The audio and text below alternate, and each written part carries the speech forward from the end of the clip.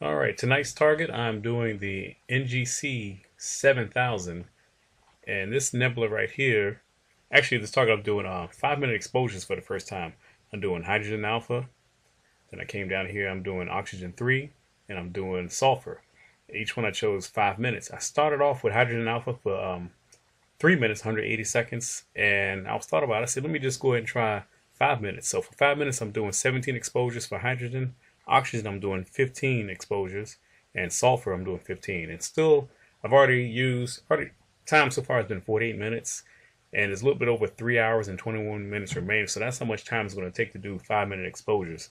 And for this project right here, let me stretch one of these hydrogen alpha 5-minute exposures. You can see 5 minutes made a big difference as far as the nebulosity showing up right here. Look how bright everything is showing up right now. And it made a big difference as far as my mean readout. When I was doing the 3 minutes, I was around the high 400s, almost 500. But once I went to 5 minutes, it went up to in the 600 rating. And as far as my stars, they're still actually pretty round. I mean, if I zoom in like this, see everything still looks round.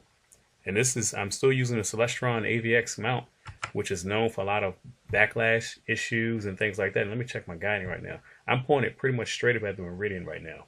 So my right ascension, my RA is at 0.79. My declination is at 0.46. So total is about 0.91.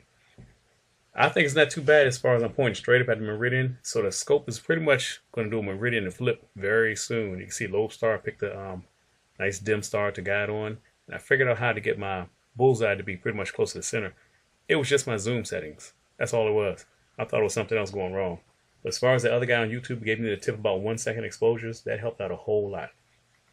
So when I chose 1 second for my Lobestar guide cam, that helped out a whole lot as far as my numbers right here dropping down. And this time I didn't make any adjustments to any of my settings right here, like my right ascension, aggressiveness, hysteresis, or min mode. Same thing with declination. I didn't make any changes. I just left it alone right here and just let it roll and see what happens. And it looks like another image just came down. Let's see what this one looks like. Still looks good. So we got a few hours remaining on everything. I'm just going to go with it and see what happens. See how the stuff turns out.